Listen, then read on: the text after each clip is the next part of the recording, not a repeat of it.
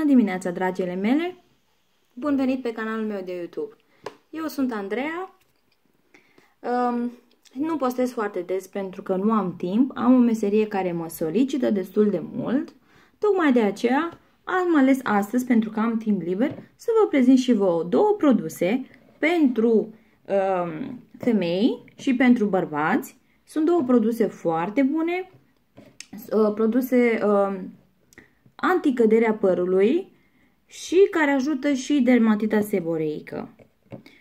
Țin să menționez că nu fac reclamă și nu primesc bănuți pentru ceea ce vă voi prezenta și vă voi arăta. Eu sper doar să vă ajute și cam atât. Pentru că aud în jurul meu zi de zi femei, mămici, bunici, femei de toate vârstele care se confruntă cu căderea părului, iar în perioada asta este și mai important să avem grijă un pic de scalpul nostru și de părul nostru, pentru că, după cum știți și știu sigur că vă confruntați și voi, multe dintre voi, cu căderea părului când? Toamna și iarna. Cel puțin așa este la mine. Toamna și iarna îmi cade părul extrem de mult și sunt înnebunită atunci că, vă dați seama, ca femei, mai ales cele care avem părul lung, e un pic ciudat, e un pic aiurea să scadă părul peste tot, în toată casa numai păr, sau stai să aspiri toată ziua.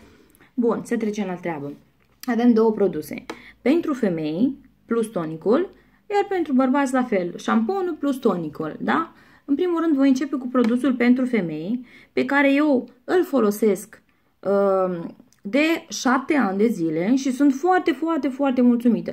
Pe mine m-a ajutat foarte mult. Acesta este Parusanul. Da? Uite așa arată. Are 200 de mililitri. 200 de mililitri are. Este un produs naturist, foarte bun. Iar tonicul are la fel 200 de mililitri. Da? Eu îl folosesc o dată la 2 zile pentru că am părul lung și imediat îl pieptăn, mai folosesc și un produs, un ulei de ricin tot timpul și o dată la 2 zile îl folosesc, da? Și tonicul la fel. Șamponul, după cum știți, de câte ori doriți noastră, îl șamponați o dată sau de 2 ori, eu fac doar de 2 ori. Da, mă clătesc foarte bine și pe urmă folosesc tonicul. Da, după ce m-am clătit foarte bine de șampon, da, atunci iau tonicul, el arată cam așa aici, vârful acesta, și poți să te duci frumos, să-ți împarți părul în două și te duci frumos pe scalp, da, și masezi la final, masezi foarte bine. M-am confruntat acum 7 ani de zile prima oară cu o cădere masivă a părului și am căutat soluții, am încercat tot felul de produse care nu m-au ajutat.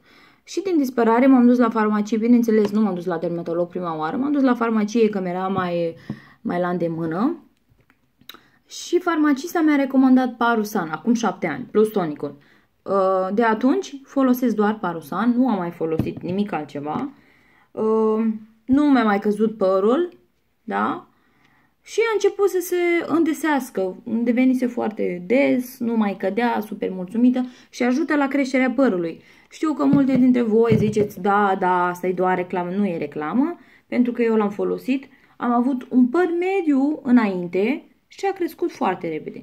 Bineînțeles, sunt femei care deja l-au folosit, ca și mine de altfel, dar nu l-au folosit o perioadă de 6 luni. Au zis foarte repede după o lună, da, dar la mine nu funcționează acest șampon, deci nu l-au mai folosit, da, nu sunt mulțumită de Parusan. Nu este adevărat. Ca orice alt produs, ca orice alt șampon sau ca, de exemplu, o dietă când o faci, trebuie să ții o perioadă de timp ca să vezi rezultatele, da?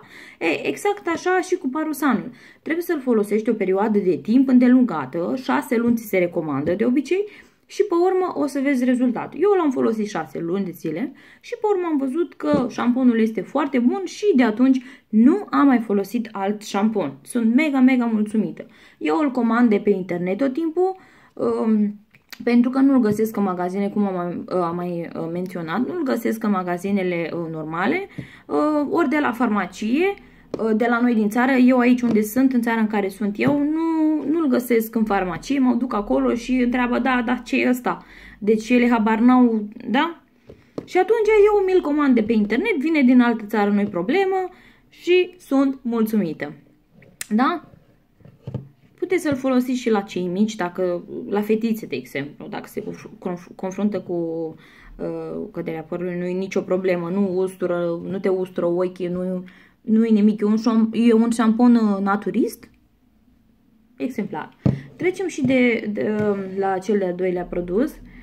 Pe ăsta l-am descoperit, culmea, în DM. Soțul meu se confrunta cu o dermatită seboreică foarte urâtă și cred că sunt și alți bărbați care se confruntă cu problema asta, ca și femeile de altfel, da? Că și femeile se confruntă cu dermatita seboreică, da? Puteți să încercați și voi. Eu nu l-am încercat ca femeie pentru că am Parusanul, șamponul și tonicul care pentru mine sunt de ajuns. Da? Și m-am dus eu într-o disperare să caut ceva exact pentru tipul de păr bărbătesc, da? Și unde m-am dus? M-am dus la DM și acolo am găsit, nu știu, cred că și la noi găsim magazinele DM, da? Și acolo am găsit Seborin, ajută și la căderea părului, dar în mare parte elimină exces de sebum. Știți foarte bine, cojițele acelea albe de pe scalp care te mănâncă și care sunt foarte jenante când ieși în public și ai coji din alea în păr sau se văd, e nasol, e urât, n-ai idee.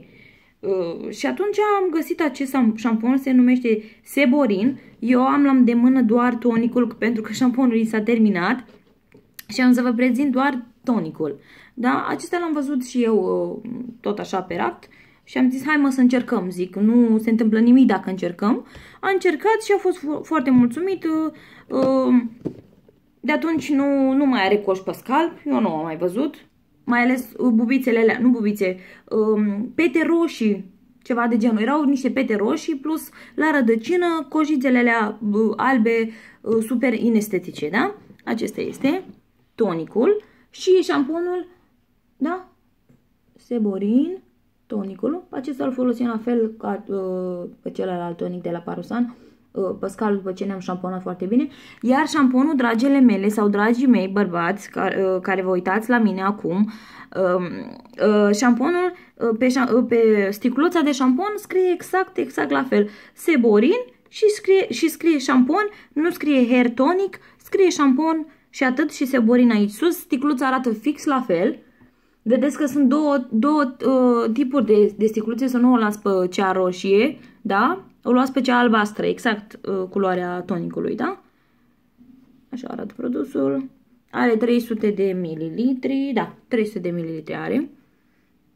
Și este de la Schwarzkopf. Da, este un produs nemțesc.